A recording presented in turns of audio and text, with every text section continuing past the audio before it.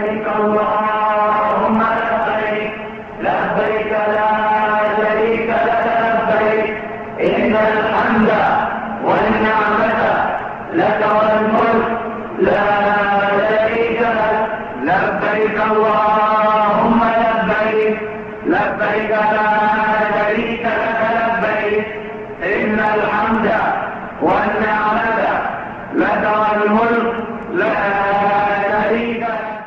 أعوذ بالله من الشيطان الرجيم. بسم الله الرحمن الرحيم. الحمد لله رب العالمين، وصلى الله على محمد وآله الطيبين الطاهرين، واللعنة الدائمة الأبدية على أعدائهم أجمعين إلى قيام يوم الدين. اللهم وفقنا وسائر المشتغلين للعلم والعمل الصالح بمحمد وآله الطاهرين. أعزائنا المشاهدين وعزيزاتي المشاهدات، وأخص بالذكر والتحية الأخوة والأخوات الحجاج والحاجات. في هذا اللقاء وفي هذه الحلقة نكمل ما بدأناه في الحلقات السابقة، وموضوعنا هو إكمال بيان محرمات الإحرام. لبيك اللهم لبيك لبيك لا شريك لك لبيك إن الحمد والنعمة لك والملك لا شريك لك لبيك اللهم لبيك لبيك لا شريك لك لبيك إن الحمد والنعمة لك والملك لا شريك لك. حييكم إخواننا الحجاج، أخواتي الحاجات، ونكمل ما وقفنا عليه من محرمات الإحرام. كان آخر حديثنا في الحلقة السابقة هو تغطية الوجه للنساء. هكذا قلنا: يحرم على المرأة أن تغطي وجهها أثناء الإحرام. وغطاء الوجه هو إما أن حرام عليها تغطي كل وجهها أو جزء من وجهها. يحرم عليها أن تغطي وجهها كلا أو جزءا، حتى لو جزء قليل من الوجه يحرم عليها أن تغطيه في الإحرام. الآن احتمال عندنا سؤال يصير بأنه بعض الأخوات، كثير من الأخوات خصوصا الشابات، يقولن إحنا متعودات على تغطية وجهنا هاي القطعة اللي يسموها البوشية أو المقنعة، فما هو الحكم فيها؟ الجواب أن لبس البوشية بالإحرام حرام،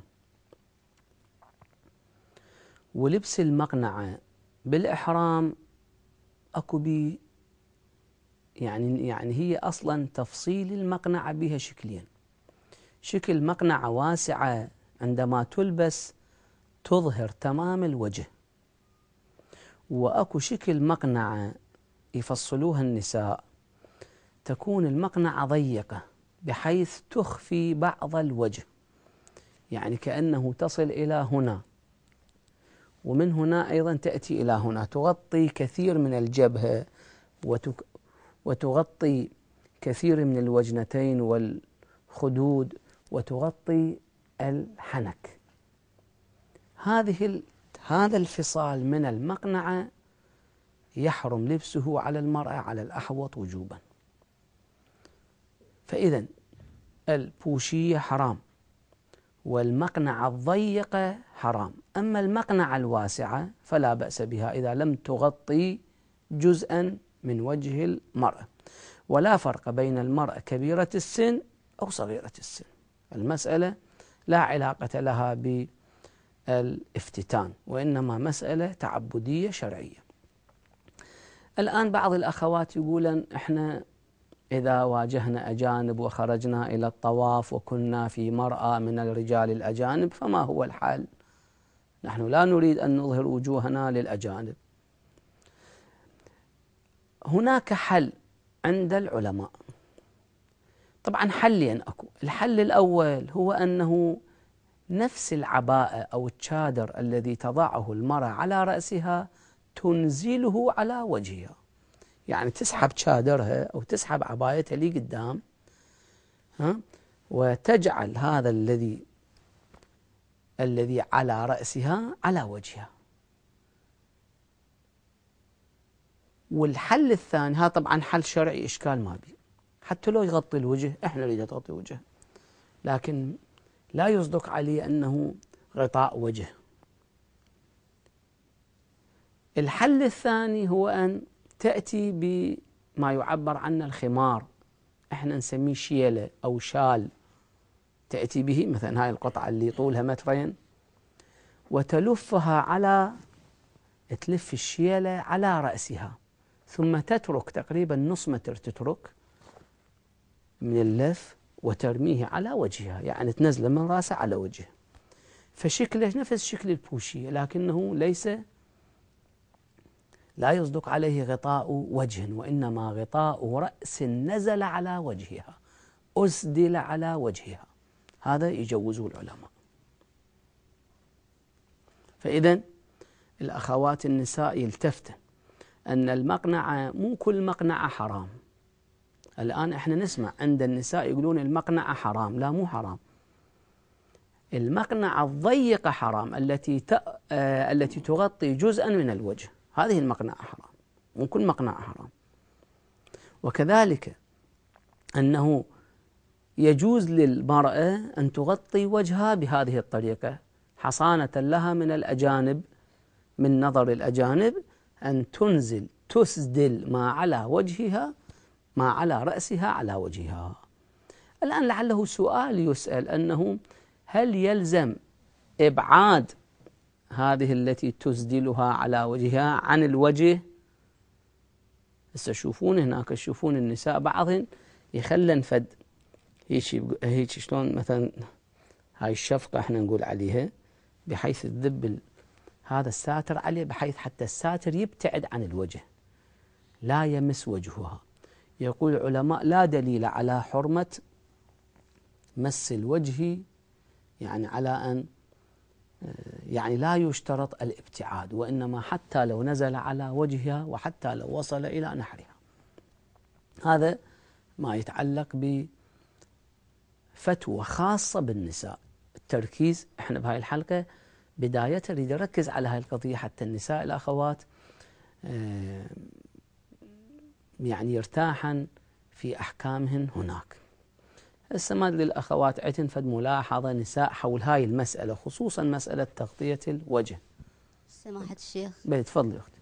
أرى بعض أخوات الحاجات ينزلن العباية بهالشكل بهالطريقة، فهل هذا جائز؟ بلي هو هذا المراد أختي، هو هذا الصحيح.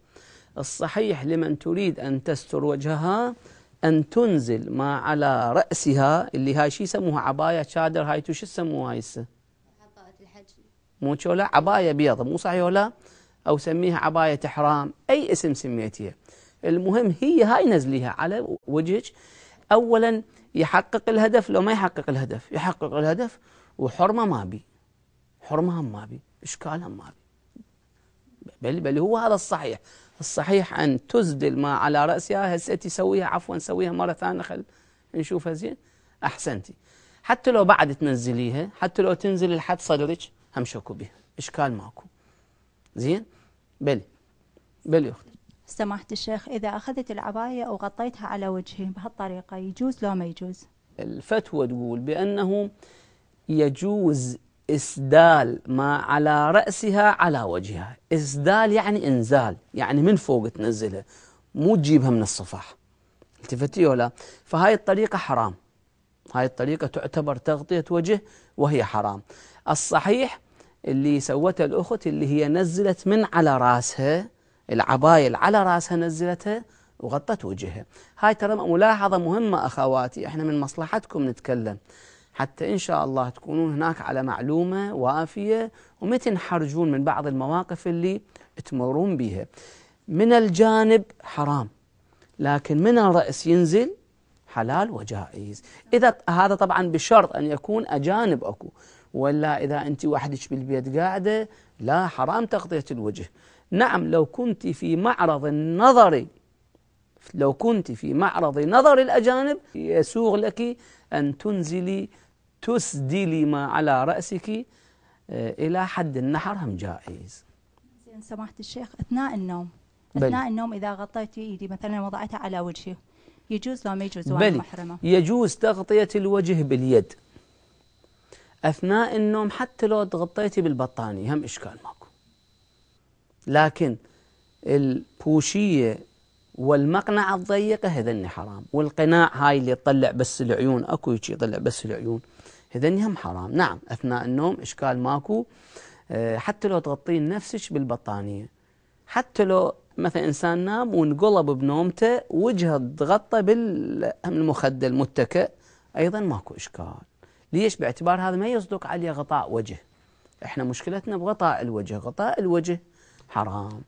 وأيضا أضيف لكم، عفوا تسمحي لي أنا خل أضيف لكم أيضا الكمامة حرام للمرأة. ليش؟ ليش حرام الكمامة؟ لأنها تغطي شنو؟ تغطي الوجه. بينما رجل الكمامة مو حرام عليه. ليش؟ لأنه لا يحرم عليه أن يغطي زين الوجه.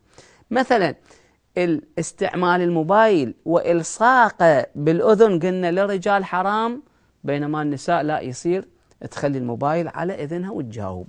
ليش؟ لأن الإذن تابع للرأس ولا يحرم غطاء الرأس على المرأة، بينما رجل يحرم عليه غطاء الرأس. فأكو شغلات بالعكس دا تشوفوها تلاحظوها انتو يولا، أنه غطاء الوجه للنساء حرام وللرجال يجوز، وغطاء الرأس للنساء حلال وللرجال حرام. فيجوز المرأة تخابر وتلصق الموبايل على إذانها، بعكس ذلك الرجل لا يجوز للمرأة أن تلبس الكمامة، هاي الكمامة الطبية، لكن للرجل هذا الشيء جائز. نعم المرأة إذا اضطرت إلى لبس الكمامة كأنه عندها حساسية أو كذا تتأذى بدون كمامة، عندئذ صارت مضطرة، وإذا اضطرت ساغ لها جاز لها ذلك. نكمل حديثنا حول باقي محرمات الإحرام. طبعا من جملة الأمور هم أذكركم الكفوف، القفاز، الكفوف هاي تشوفوف اللي يلبسوها النساء ويلبسوها الرجال أثناء العمل أو بالشتاء، هاي الكفوف بالنسبة للنساء حرام وللرجال جائز. يجوز للرجل أن يلبس كفوف، أما المرأة يحرم عليها لبس الكفوف حتى لو كانت طبية هاي الكفوف. نعم إذا كانت في شدة في حالة مرضية تستلزم عليها هاي الحالة أن تلبس الكفوف يجوز لها. الكفوف للنساء عندنا يعني إحنا اللي نشوفنا مشكلين زين.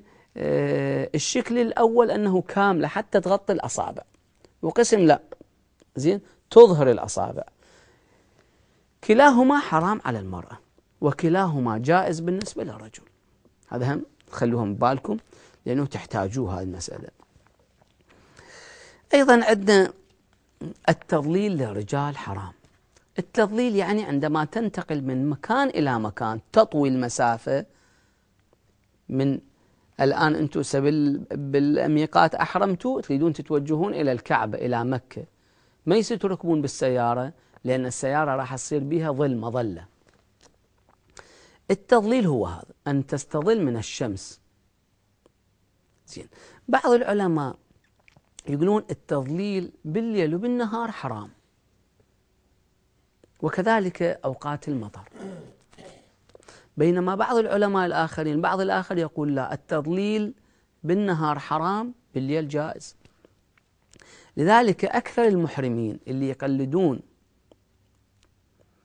الذي يقول بجواز التضليل ليلا، نشوفهم يحرمون يطلعون بالليل، يسافرون من مسجد الشجرة إلى مكة 450 كيلو، يسافرون بالليل فيوصلون نص الليل، فما عليهم إشكال. ليش؟ لأنه هو تظلل شو وقت؟ تظلل بالليل. بينما اللي يقلد ذاك العالم الذي يقول بأن التضليل حرام ليلا ونهارا، زين هذا شو يسوي هنا؟ هذا هنا يقولوا له لازم تركب سيارة ما مسقفة وتسافر حتى تخلص من الحرمة. إذا قال أنا ما أقدر، ماكو سيارات، أو الحكومة السعودية أو المرور السعودي يمنع، قانون المرور يمنعون واحد يركب على البدي، فشنو موقفي أنا هنا؟ قانون هذا خب قانون دولي عام، يعني احنا ما نقول بس الحكومة السعودية، لا هو كل العالم يمنعون. شنو موقفنا احنا هنا؟ نقول لك هنا أنت تكون مضطر شنو؟ أن تركب بالسيارة المسقفة، فحرام ماكو، لكن عليك شنو؟ عليك كفارة ذبيحة. الاستضلال اللي يخالف يعني يستظل عليه ذبيحة. فاللي مضطر حرام ماكو، يعني لا توجد عليه حرمة، لم يرتكب حراما لكن عليه الكفارة، عليه ذبيحة. واللي ما مضطر يقدر يركب سيارة مكشوفة ومع ذلك ركب سيارة مسقفة، هذا هم حرام وهم عليه كفارة. هذا فيما يخص الاستضلال. والاستضلال شكلين: استضلال جانبي واستضلال من فوق. والتضليل هم شكلين: اكو شكل ثوابت يعني الظل ثابت مثل الأنفاق الجسور أو ظل العمارات، وتارة يكون يتحرك مع الإنسان مع مسيرة الإنسان، مثل هاي احنا نعبر عنها الشمسية المظلة أو سقوف السيارة. إذا واحد يقول أنا زين أحرمت وعندي سيارة لازم أركب سيارتي، هنا أنا بعد هذا مضطر فيكون معذور، لكن عليه أن يذبح ذبيحة كفارة بعد الحج. ثم أكو سؤال آخر، أنه أنا بفترة الإحرام مالتي هاي 4 ساعات 5 ساعات 7 ساعات، خلينا نقول 10 ساعات إحرام عمرة التمتع، كم مرة أنا أصعد سيارة؟ يعني كل ما أصعد سيارة أذبح ذبيحة؟ زين، سؤال هذا. يقولون لا، أنه هي ذبيحة وحدة، كل إحرام حتى لو 10 مرات هي ذبيحة وحدة. نعم، لو أحرمت للحج وهمتين أيضا ظللت أيضا عليك ذبيحة لذاك الإحرام، كل إحرام ذبيحة وحدة. لكن الفرق وين يبين؟ المضطر ماكو حرام عليه، الله ما يحاسبه ما يعاقبه، بينما ما مضطر الله يعاقبه ويحاسبه ويكون مأثوم من هاي الناحية. هذا هم مسألة التضليل. لذلك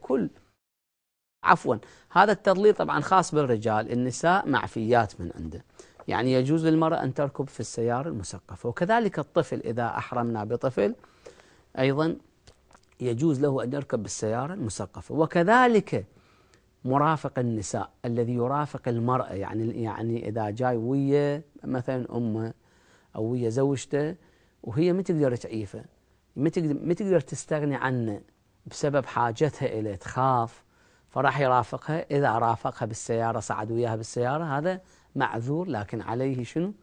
عليه أن يذبح شاة كفارة. من جملة المحرمات أخواني إخراج الدم من البدن، يعني ما يجوز للإنسان أن يتعمد إخراج الدم. إخراج الدم إما يكون عن طريق الحجامة أو عن طريق يتبرع بالدم أو هو يجرح نفسه أو هذا الفحص يسووه مالت السكر، هذا الفحص مال السكر هذا هم عملية إخراج دم طبعا حتى لو قطرة واحدة، هذا كله حرام. حرام واحد هذا يتعمد إخراج دم من جسمه. نعم إذا اضطر كلش عندئذ ترتفع الحرمة، لأن كل شيء اضطراري يرتفع الحرمة. هسه سؤال واحد يقول أنا دشلع سني، يجوز لما يجوز؟ قلع السن مسألة خلافية عند العلماء، قسم يقولون قلع السن جائز إذا لم يخرج معه دم، وإذا خرج معه دم صار حرام بسبب خروج الدم. وبعضهم يقول لا، هو قلع السن حرام سواء خرج الدم أو لم يخرج الدم. كل واحد حسب تقليده يسأل المرجع مالته في هاي المسائل. أكو مسائل اتفاقية، أكو مسائل خلافية. بالنسبة للاتفاقية احنا نبين لكم إياها، والخلافية كل واحد يرجع إلى المرجع مالته الجامع للشرائط يسأله في هذه الأمور الخلافية.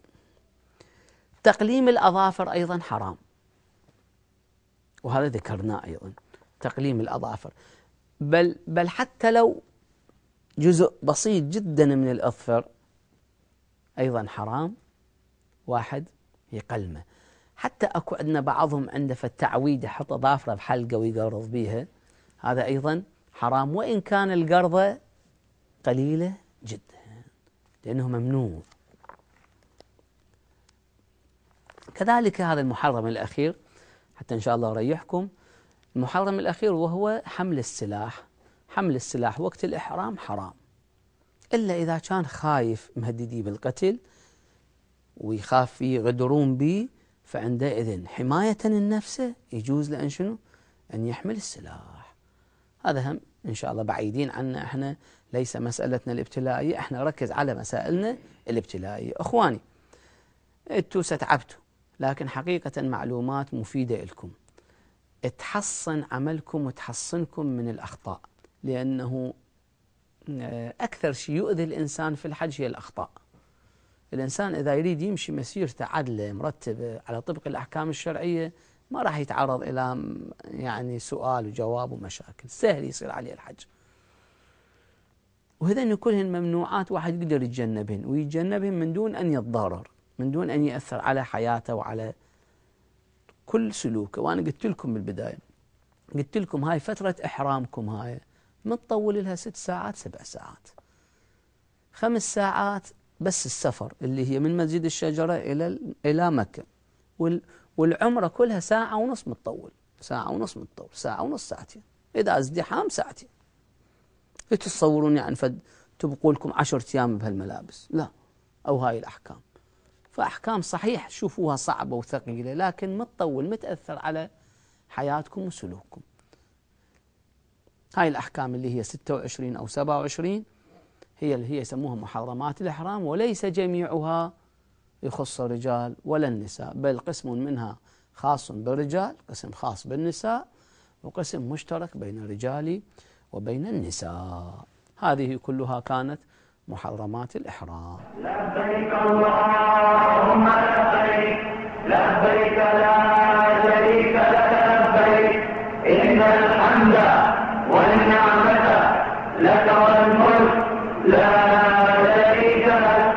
لبيك اللهم لبيك، لبيك لا شريك لك لبيك، إن الحمد والنعمة لك والملك لا شريك لك. هسه بعد ما كملنا شرح ما لابد أن يتجنبه المحرم والمحرمة في أثناء الإحرام اللي عبرنا عنه المحرمات الإحرام أو تروك الإحرام، الآن إحنا ركبنا السيارة وتوجهنا من مسجد الشجرة إلى مكة، وما أعظم مكة. الآن إحنا العمل مالتنا طبعا نروح للفندق، نخلي هناك جنطنا أشياءنا، ونتوجه للكعبة المسجد الحرام. تخيلوا نفسكم الآن، تصوروا نفسكم أنتم تدخلون المسجد الحرام. تفضلوا هسه قوم، تفضلوا يعني. تفضل. احنا هسه وقت اللي ندخل المسجد الحرام اخوان بس التفتوا لي شويه. اول شيء اكو هناك ادعيه واذكار تقرا اثناء الدخول، اثناء اللي تدخلون من المسجد، تدخلون المسجد، اثناء تدخلون المسجد اكو ادعيه تذكروها. هذه الادعيه هي في الحقيقه تركز على قضيه واحده، انتبهوا لي، تركز على حقيقه مجيئنا الى هذا المكان. وانا ذكرت لكم في البداية أن حقيقة مجيئنا إلى هنا هو ضيافة إلهية. الله سبحانه وتعالى دعانا إلى بيته كي نكون ضيوفا عنده. وكل واحد إنسان يروح لضيف شو يتوقع؟ يتوقع أن المضيف يكرمه، لأنه من غير المعقول أنه يقول لك تعال ببيتي وما يكرمك، تعال ببيتي وتطلب منه حاجتك وما ينطيك، مستحيل. فخلي ببالك أنت جاي في بيت كريم أكرم الكرماء وعندك حاجة اللي تطلبها. أهم حاجة يركزون عليها أئمة أهل البيت، يعلمونا أنه يقولون أهم حاجة تطلبوها هو عتق رقابكم من النار. يعني إنسان يقول اللهم أعتق رقبتي من النار. شلون يعني؟ كأنه يصورون إلي وإلك والجميع أنه إحنا إجينا ويانا محامل من الذنوب. الذنوب عندنا هواي، معاصي عندنا هواي، سيئات عندنا هواية، هاي حامليها ويانا. من إجينا هنا صار يوم الحساب، وخوطبنا من قبل الباري أنه يابا أنتوا الآن من خلال الحساب والمحاسبة والموازنة أنكم لا حل لكم إلا أن تذهبون إلى جهنم. زين، إحنا من يجي القرار أنه روح إلى نار جهنم، شي يصير بحالنا؟ نظل نتوسل ونبكي ونبذل قصارى جهدنا لأجل أن نكسب العفو والمغفرة. اللهم اغفر لي، اللهم تب علي، اللهم أعتق. نظل نتوسل حتى الله يعتق رقابنا من النار، باعتبار إحنا شنو؟ موقعين نروح وين؟ موقعين نروح. فمن إجينا البيت نتوسل به ونقسم عليه بحق هذا البيت، بحق أشرف من طاف بهذا البيت، بحق أشرف وأكرم من أم هذا البيت. نقسم على الله سبحانه وتعالى أن يعتق رقابنا من النار ويدخلنا الجنة. هذا شغلنا احنا. لذلك كل الأعمال اللي رح نسويها لازم نستحضر ببالنا شنو؟ أن نطلب من الله العتق من النار، لأنه عندنا ذنوب والله سبحانه وتعالى نتوسل به وهو قادر على أنه يمحي ذنوبنا.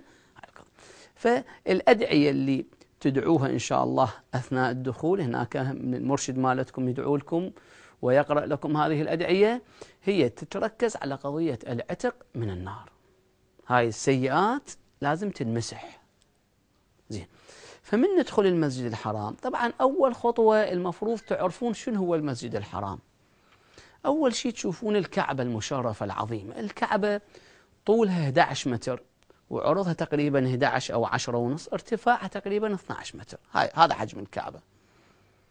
4 جدران، في أحد الجدران الباب، هاي يسموها باب الكعبة. الباب علو الباب تقريبا 1.5 متر علو الباب، بعدين تبدي الباب لي فوق. الباب مو ويا القاع، الباب تصعدوا لها بدرج، لكن هم شايلين الدرج. الباب ذهب موجودة. هاي باب الكعبة. من هنا تجون، هذا ركن، طبعا الكعبة بها 4 أركان. هذا ركن يسمونه ركن الحجر الأسود.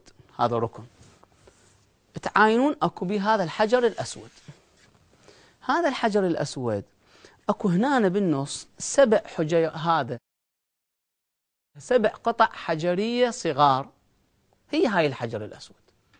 هاي يستحب تقبيلها، يستحب مسها، يستحب حتى لو بس تسلم عليها من بعيد أيضا مستحب، تسلم عليه وتمسح به وجهك. هكذا فعل النبي صلى الله عليه وآله وسلم، وهكذا فعل الأئمة. إذا تقدر توصل له وتبوسه كل زين، لكن ازدحام هذا دفاع، تقدر من بعيد تسلم عليه. هذا الحجر الأسود هذا جدا مهم. ليش؟ باعتبار إحنا من نبدي طوافنا راح نبدي من أمام الحجر الأسود، نخلي كتفنا الأيسر على الحجر الأسود ونبدأ الطواف. إذا خلصنا هاي الدائرة إلى أن وصلنا هنا يعتبر شوط واحد. فهذا الحجر الأسود كلش مهم أثناء الطواف، وإن شاء الله نبينه. المسافة بين الحجر الأسود وبين الباب يسموها الملتزم، أيضا مكان مقدس جدا، الناس تتكاتل عليه. هذا الركن الثاني، أخواني، هذا ركن الكعبة، هذا يسمونه الركن العراقي، مقابل العراق يصير. هذا اللي تشوفوه هذا حجر إسماعيل. طبعا هذا عالي يصير لهنا، حجر إسماعيل. هنا أكو فتحة ومنهم أكو فتحة. هنا يسمونه المستجار، هاي المنطقة يسموها المستجار. هذا حجر إسماعيل، بيت إسماعيل ابن إبراهيم عليه السلام عندما توفيت أمه كان مدفنها هنا. هو هم من توفى النبي هنا اندفن. في بعض الروايات أن في هذا المكان 70 نبي مدفون، مكان كبير توقفون تصلون. أيضا الناس تتزاحم عليه لأن من الأماكن المقدسة جدا. هنا أكو بالنص هنا ميزاب الذهب، هسه تشوفون إن شاء الله هناك. أثناء الطواف طبعا هذا يهمنا شنو؟ أثناء الطواف وقت اللي نطوف حول الكعبة ما يصير ندخل هذا المكان، لازم نطوف من خارج حجر إسماعيل. هسه نشوفون إن شاء الله بالحلقة القادمة إن شاء الله نبين لكم. هذا الركن يسمونه ركن الشامي. ركن الشامي هذا مقابل الشام. الركن الأخير هذاك يسمونه ركن اليماني. هذا ركن أمير المؤمنين عليه أفضل الصلاة والسلام، فيه حجر، هذا حجر مقدس أيضا يقبل ويمس ويتبارك به. هذني أركان الكعبة، وهذاك سطح الكعبة، وهذا مقام إبراهيم الخليل عليه أفضل الصلاة والسلام. هذا مكانه بعيد عن الكعبة تقريبا 6 أمتار 12 ذراع بعده عن الكعبة. هذا إلى أهمية، وهو أنه عندما نكمل الطواف 7 أشواط هنا نوقف نصلي هذه ركعتين يسموها ركعتي الطواف. هذا تقريبا إجمال ما سوف نفصله في الحلقات الآتية، ونسأل الله لنا ولكم التوفيق والعافية، والسلام عليكم ورحمة الله وبركاته. لبيك اللهم لبيك، لبيك لا شريك لك لبيك، إن الحمد والنعمة لك والملك لا شريك لك. لبيك اللهم لبيك، لبيك لا شريك لك لبيك، إن الحمد والنعمة لك والملك لا